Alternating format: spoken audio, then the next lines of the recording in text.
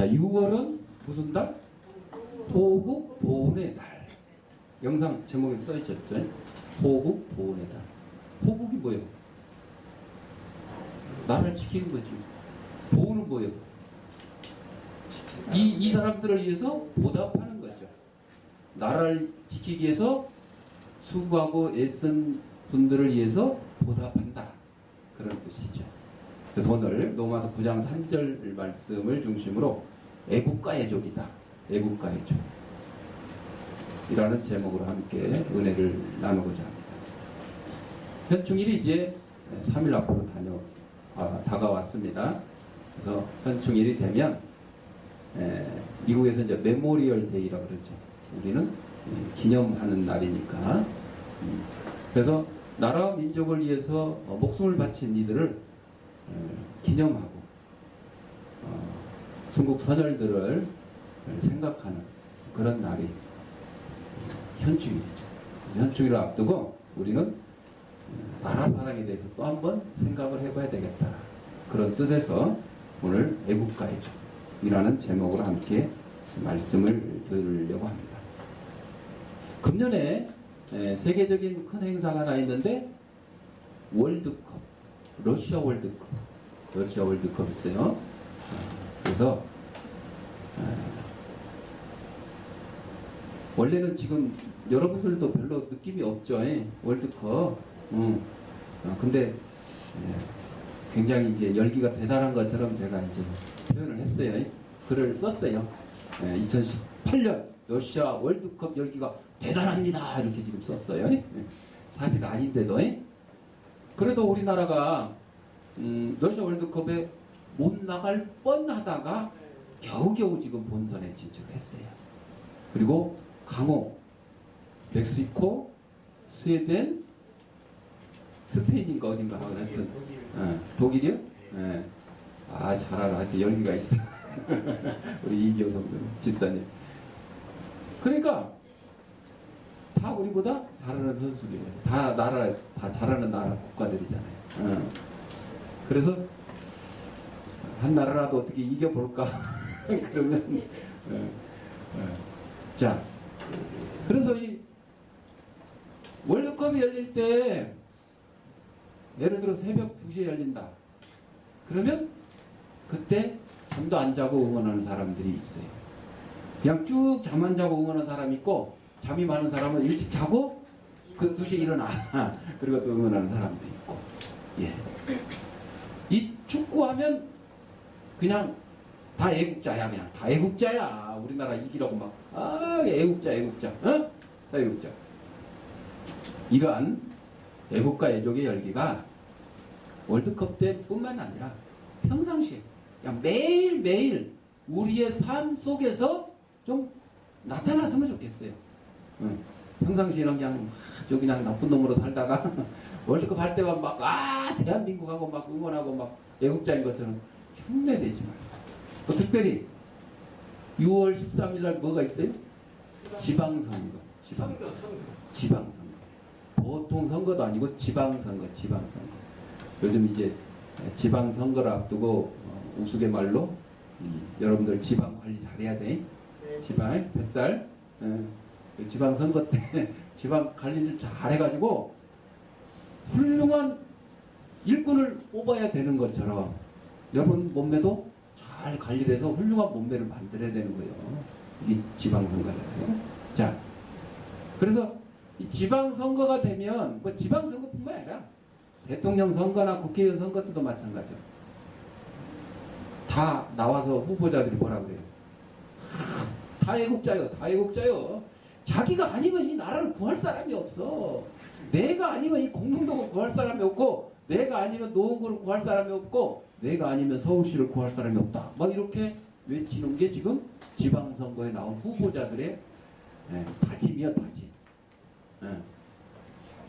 예를 들어 우리 주소 이제 중랑구인데 현 구청장이 이제 다시 나왔어요. 그러니까 현 구청장은 뭐라고 했냐? 서울 장미축제를 성공적으로 이끈 4년 동안 수고한 사람 선택하시겠습니까? 이렇게 했잖아요. 이름을 안 밝혀요.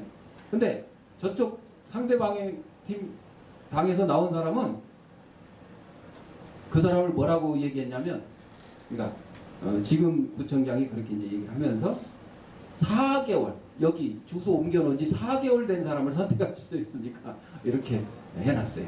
그러니까 아마 이제 중랑구청장 후보로 낙하산을 타고 왔나봐. 그래가지고 이제 4개월 됐나봐. 그러니까 누구를 선택할 거냐 이렇게 이제 예를 들어서 중랑구를 이렇게 해놨어요. 노원구도 이제 또 있습니다만. 하여튼 여러분들 이번에 제일 이제 밑에 구의원 뽑아야 돼요. 이제 구의원 도장을 찍어야 되고 또 구의원 비례대표를 찍어야 돼.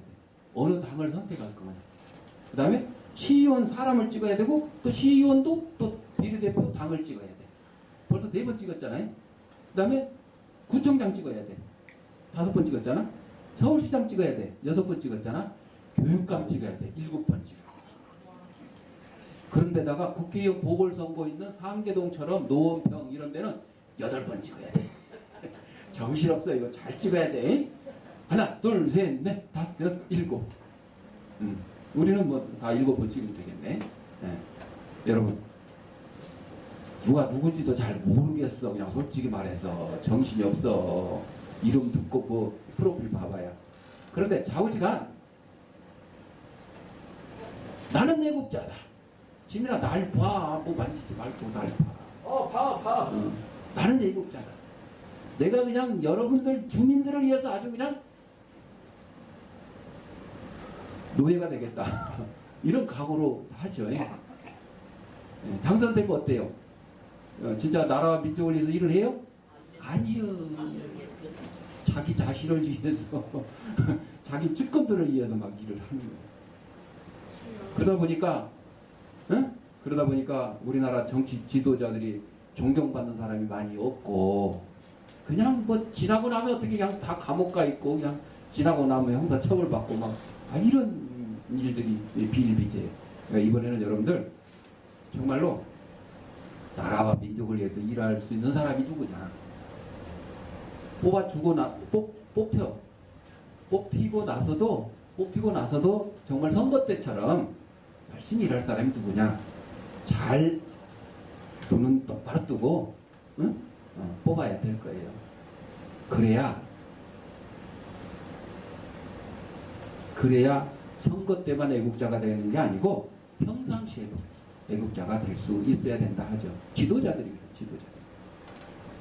구약의 에스더서에 보면 한 폭의 애국 서사시 같은 감격을 줬는데 유대 민족을 구하기 위하여 자신의 희생을 각오한 에스더 왕비가 나와요.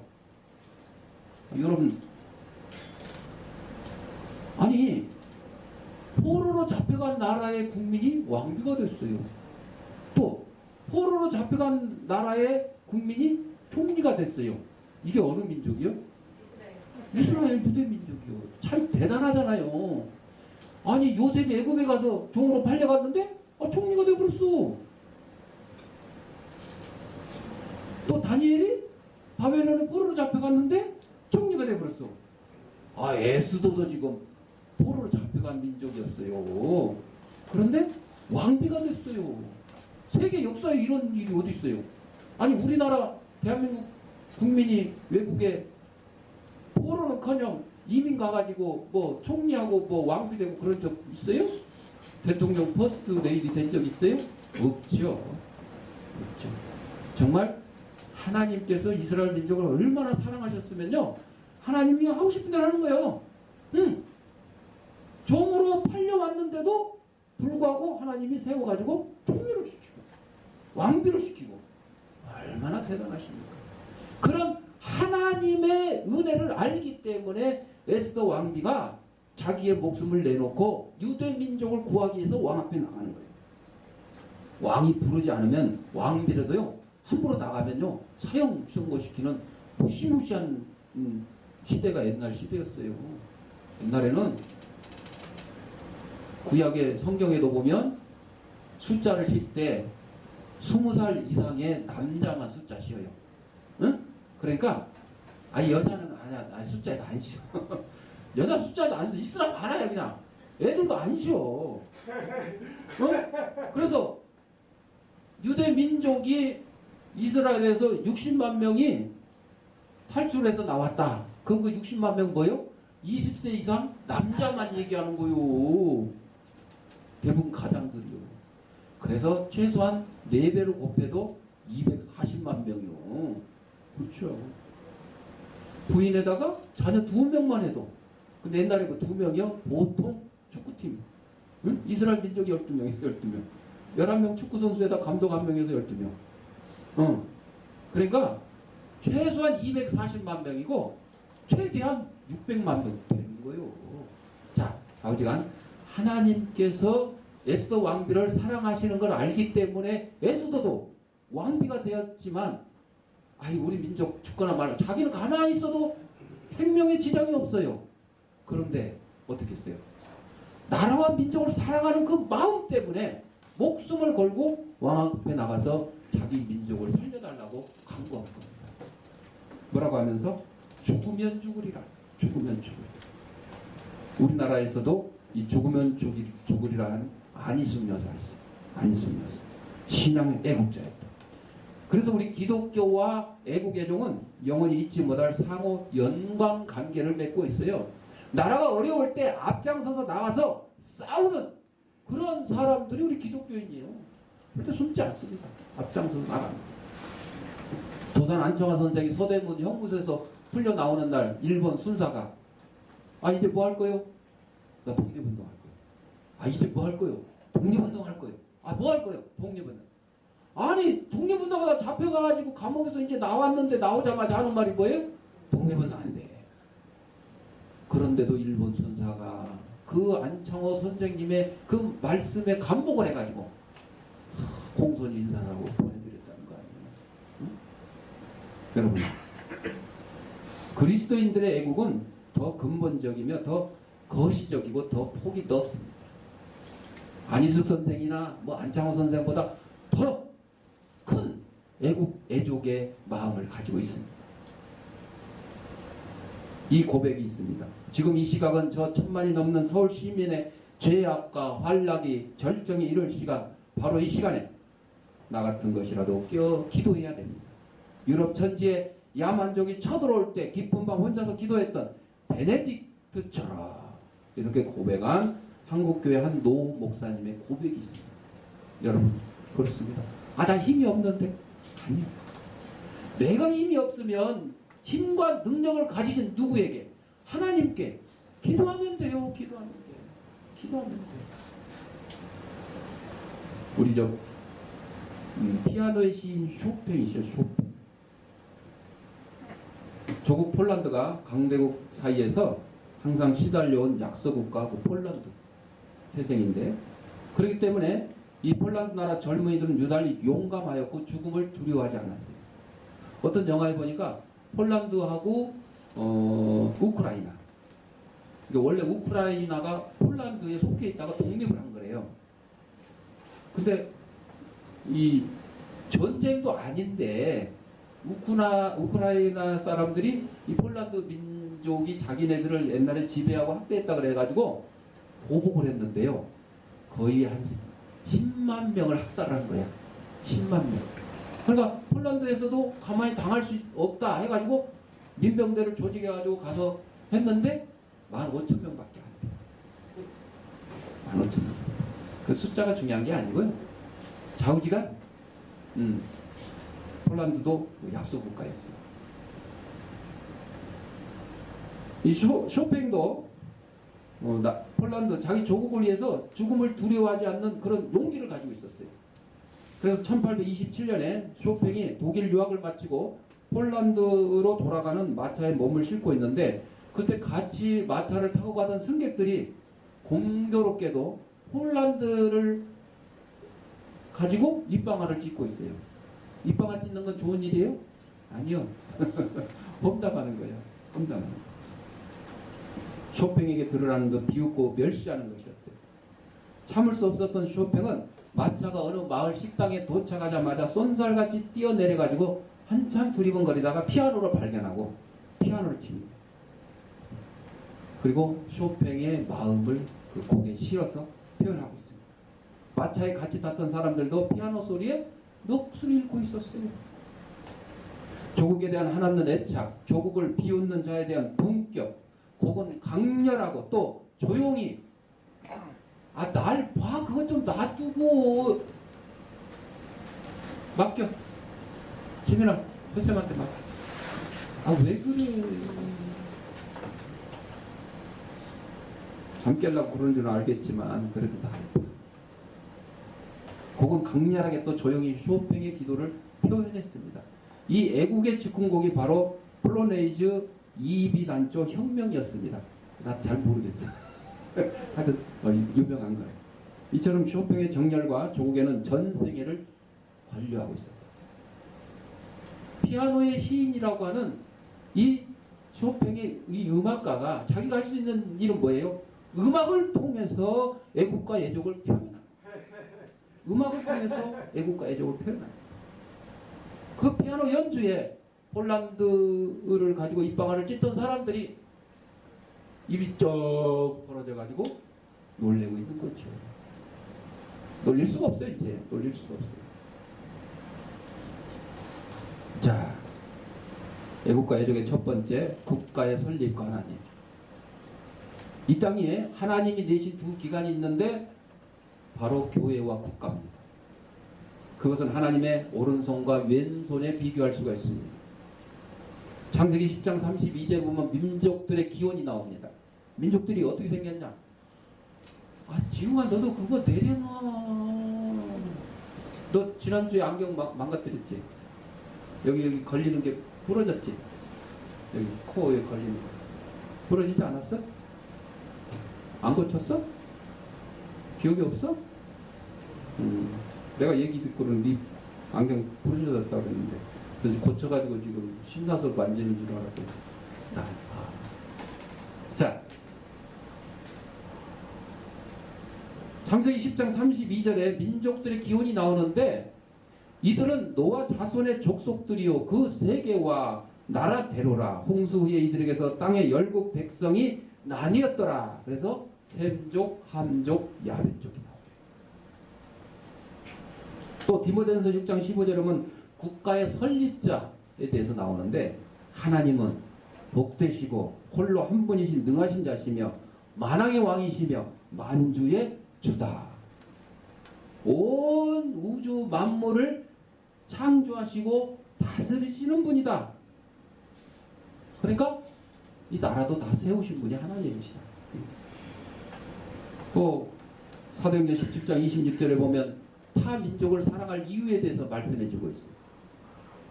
인류의 모든 족속을 한 혈통으로 만드사 온 땅에 거하게 하시고 저희의 연대를 정하시며 거주의 경계를 하나셨으니 하나님께서 천지 만물도 창조하시고 우리 인간들도 창조하시고 모든 족속들 나누게 하시고 그리고 거주의 경계까지도 정하셨다고 했어요. 그러니까 저 팔레스타인 땅 이스라엘이 거주하고 있는 그 나라 뭐 우리가 먼저 살았네 누가 먼저 살았네 따질 게 없어. 성경에 써놨어. 그 경계에게 가나안 땅을 주실 때 북쪽으로는 어디까지 남쪽으로는 어디까지 동쪽으로 어디까지 서쪽으로 어디까지 다 정해주셨어요. 그 정해주신 대로 사는 거예요. 누가 정해주셨다고? 하나님이. 하나님 누구시라고? 이 땅에 주인이 정해준 거예요. 주인이. 아니 주인이 정해줬는데 거기 사는 사람들이 자기들 마음대로 내가 먼저 살았네 나중에 살았네 내가 먼저 찜했네 뭐 이 되겠어요? 안 되는 거예요. 안 되는 거예요. 종교에는 국경이 있으나 우리 그리스도에게는 민족의식이 없을 수 없습니다. 그러나 우리가 결코 민족주의자는 아닙니다.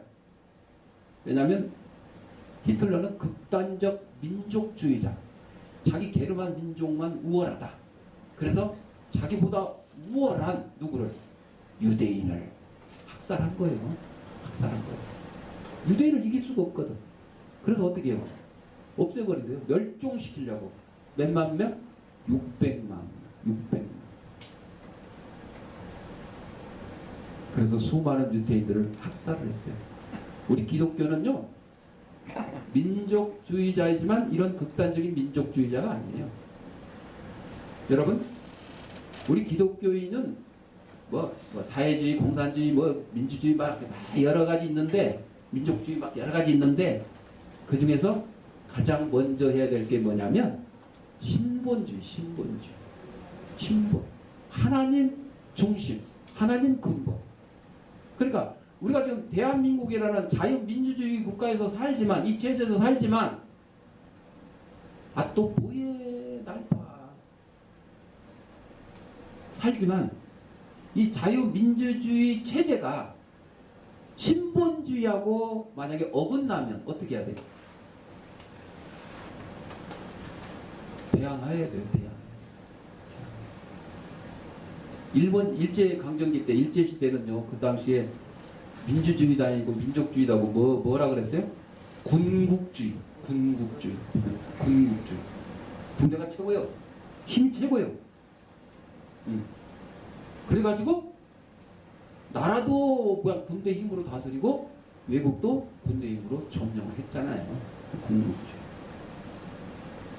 그런데 그 군국주의 체제에서 우리 기독교인들을 가장 힘들게 한 게 뭐예요? 신사참배. 그게 뭐하고 어긋난다고? 신본주의하고 어긋난다.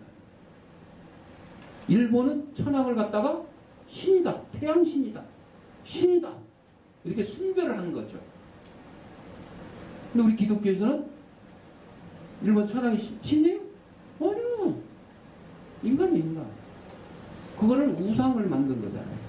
그러니까 우상을 섬기지 말라는 하나님의 명령에 어긋나잖아요.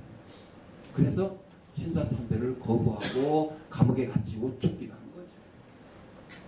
그거를 또 옹호하거나 호응한 사람도 있어요. 목숨이 아까워서. 그런 사람도 있어요. 회개한 사람도 있고 아직도 회개 못한 사람도 있어요. 목사님들 중에.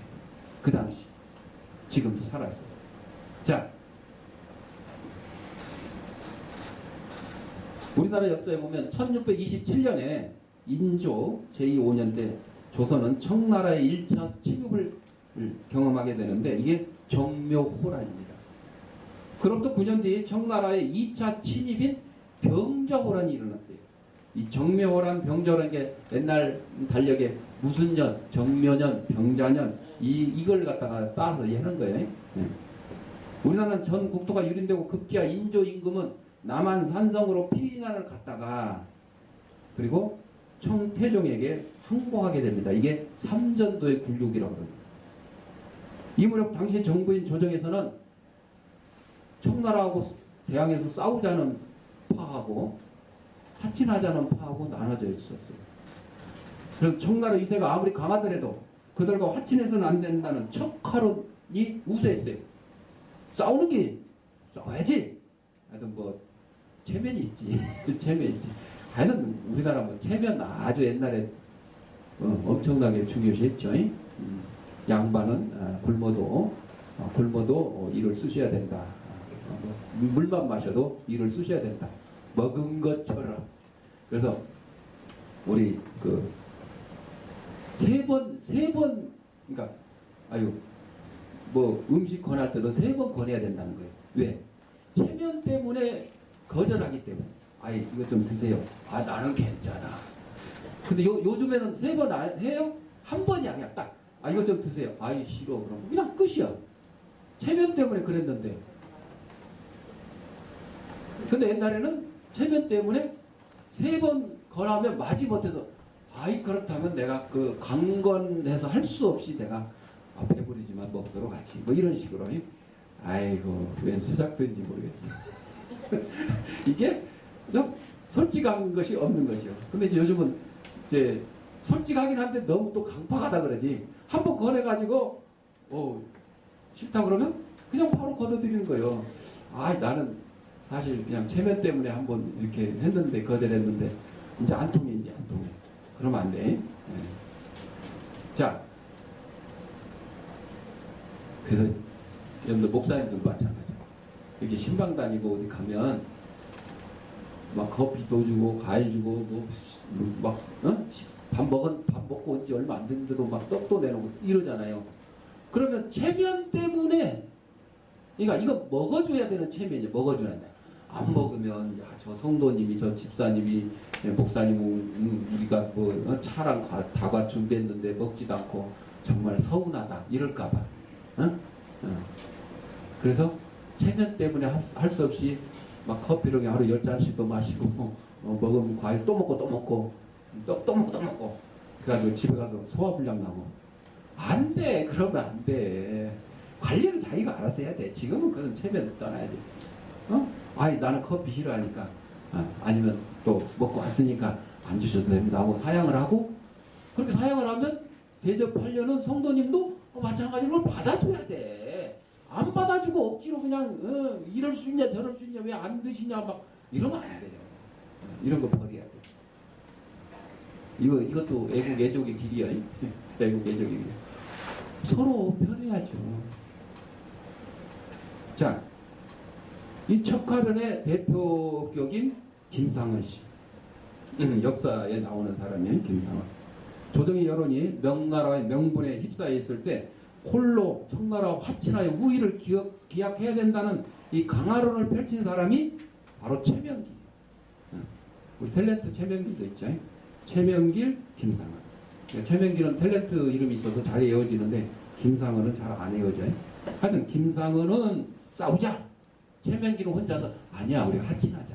너무 청나라 힘이 세니까 화친하자. 청나라 힘에 밀려 어쩔 수 없이 최명길의 강화론이 힘을 잃게 되고 결국 청나라의 항복 문서를 최명길이 작성하여 인족께 바치려 했을 때 곁에 있던 김상은은 그 문서를 찍고 통곡했다.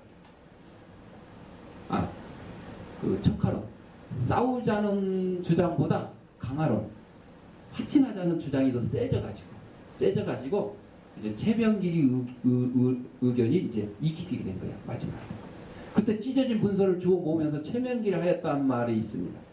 조정에 이 문서를 찢어버리는 사람이 반드시 있어야 하고 또한 나 같은 자도 없어서는 안 됩니다. 이렇게 얘기했어요. 그 찢어버린 김상호를 비난하거나 나무라지는 않고 찢어버리는 사람도 있고 화친하자고 쓰는 사람도 있어야 된다. 조정에는 여러 가지 의견이 있을 수 있다. 그런 뜻이죠. 김상구와 최명길 이 두 분 모두 각자 처한 입장에서 조국을 사랑했던 애국자. 그러니까 싸우자는 사람도 애국자고 우리 어떻게든 평화조약을 맺어서 잘 지내자 하는 사람도 애국자요. 나라를 위해서 그러는 거잖아요. 나라를 위해서. 나와 생각이 다르다고 무조건 적으로 매도하거나 정죄하는 것은 유화적 수준의 사고에서 기인되는 것이다. 그래서 요즘에 많이 쓰는 말이 다른 것하고 다른 것은 틀린 것이 아니다. 그래요. 다른 것은 틀리다. 절대 진리이신 예수님의 제자들인 우리들이 지녀야 할 마음가짐은 나와 생각이 다르다고 하여 상대를 무시하거나 억압하는 것이 아니라 무엇이 다른지를 먼저 파악하고 그의 다름이 틀린 것인지를 구별하여 틀린 것에 대해서 경계할 줄 아는 통찰력을 기를 수 있으면 좋겠다. 그러는 거죠.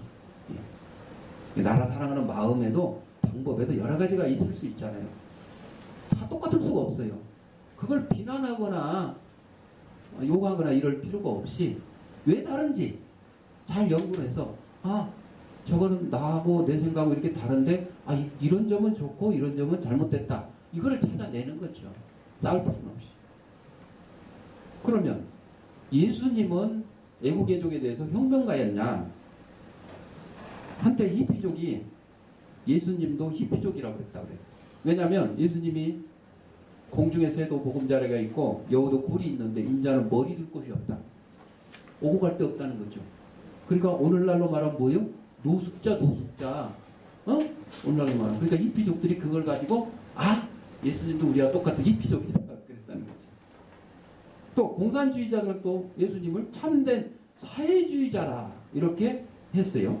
억압받는 유대 민족을 해방시키러 오셨기 때문에 사회주의자다. 참된 사회주의자. 예수님은요. 유대 민족을 로마의 폭정에서 해방시키려 온 게 아니라 해방을 시키러 왔는데 어디에서? 죄에서 우리 인류를 해방시키러 오신 것이지 로마의 억압에서 해방시키러 온 해방자가 아니에요. 그걸 이스라엘 민족들이 착각을 했어요. 공산주의자도 그렇게 착각을 합니다. 국가의 법에 대해서 마태복음 22장 21절에 이렇게 말씀하세요. 가이사의 것은 가이사에게, 하나님의 것은 하나님께 바치라. 세상 국가의 법에도 복종이 필요하다는 거죠. 여러분,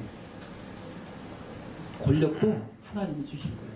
그러니까 권력을 가진 정치 지도자가 좀 잘못한 게 있더라도 하나님이 주신 권력이니까 어떻게 해요? 순종할 건 순종해야 돼요. 반대로 잘못된 것에 대해서는 어떻게 해야 돼요? 소리를 외쳐요. 잘못된 거 분명히 잘못돼도 소리를 외쳐야 됩니다. 그냥 무조건 복종하는 게 아니에요. 어디에 어긋나기 때문에 신본주의에 어긋날 경우에는 우리는 외쳐야 됩니다. 감옥에 갈 거를 두려워하지 말고, 죽음을 두려워하지 말고 외쳐야 됩니다. 또 무력 앞에서 요한복음 18장 36절에 내 나라는 이 세상에 속한 것이 아니라 만일 내 나라가 이 세상에 속한 것이었다면 내 종들이 싸워 나로 유대인들에게 넘기지 않게 하였으리라. 이제 내 나라는 여기에 속한 것이 아니니라. 이런 비폭력적인 입장을 말씀하셨어요. 맞습니다. 우리를 죄 가운데서 해방시키러 오셨지, 억압받는 유대인들을 노마에서 해방시키러 오셨다면 전부 조사 불러서 그냥 한 방에 싹 쓸어버리면 돼요. 노마 뭐 아무것도 아니에요. 그런데 예수님은 뭘 해결하러 오셨다고요? 죄. 이 땅에 속하신 분이 아니에요. 하늘나라에 속하신 분. 예수님은 사약을 승인하지 않으셨어요. 그러나 한 번도 그것을 제거하기 위한 폭력이나 반란을 제의하지 않으셨습니다. 요한복음 3장 17절에 하나님이 그 아들을 세상에 보내신 것은 세상을 심판하려 하는 것이 아니요 저로 말미암아 세상이 구원을 얻게 하려 하시니라. 세상을 구원하러 오신 거죠. 죄인들을 갖다가 불러 회개시키러, 멸망시키러 오신 게 아니라 회개시키러 오신 거죠. 적은 것을 주고 훨씬 많은 대가를 받는다는 속담으로 대로 주고 말로 받는다, 이런 말이 있죠. 마닐라에 살고 있던 중국인 소년이 자전거를 사려고 저축한 돈 3파운드로 빵을 사가지고 중일 전쟁으로 인한 중국 본토의 이재민들을 돕는 구호위원회에 보냈습니다. 구호위원회는 이 빵을 그대로 그냥 보내기 너무 작잖아. 그래서 이 빵을 애국빵이라는 이름으로 시중에 팔았어요. 그랬더니 이 3파운드어치의 빵이 300파운드로 불어났어요. 100배 불어났어요. 이 거액은 소년의 이름으로 중국 본토에 보내줬고, 이 소문을 들은 미국 헨리 포드 씨의 부인이 이 소년을 위해서 멋진 자전거를 또 사 보냈어요. 자전거 살려고 모았던 돈이. 누가복음 6장 38절에 주라 그리하면 너희에게 줄 것이니 곧 후이되어 누르고 흔들어 넘치도록 하여 너희에게 안겨주리라 그랬습니다. 동양윤리에 내가 하고자 하지 않는 것을 타인에게 행하지 말라 하는 말이나 우리 기독교 윤리에서 적극적으로 선을 행하는 말이나 같은 겁니다. 남이 싫어하는 거 억지로 시키면 안 된다는 거죠. 마지막으로 참된 애국으로 가는 길은 뭡니까? 참된 그리스도인들은 참된 애국자일 수밖에 없습니다. 우리가 머무는 곳마다 불의가 멈추고 악이 자취를 감추기 때문입니다. 그리고 민족의 장래를 위해서 기도하기 때문입니다. 누가 그랬어요? 모세가 그랬어요. 또 누가 그랬어요? 바울이 그랬어요. 또 하나님께서는 이런 탄식을 하셨어요. 이사야 1장 3절에 소는 그 임자를 알고 나귀는 주인의 구유를 알건만은 이스라엘은 알지 못하고 나의 백성은 깨닫지 못한다. 하나님께서 이스라엘 백성의 하나님이 되어주시고 너희는 나의 백성이 되겠다고 약속을 했는데, 언약을 했는데 뭐하니까? 배반하니까. 뭘 섬기니까? 우상을 섬기니까 하나님께서는 소 나귀만도 못하다고 한탄하셨죠. 우리의 사명은 주인을 잊고 있는 무지한 백성들에게 주인이 누구인지를 알려야 됩니다.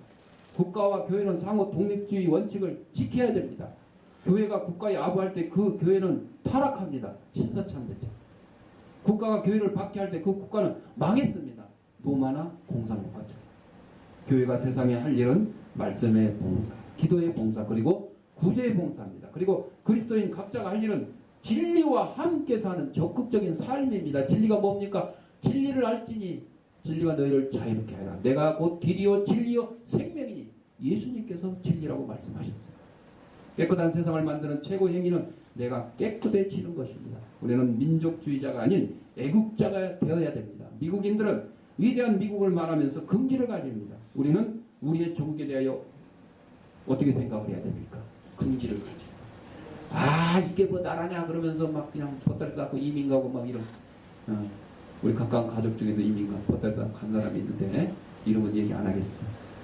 하여튼 오늘 아침에 카톡이 왔는데 셋째가 태어났대. 그런데 31주 만에 태어났대. 그러니까 8개월이 채 안 된 거야.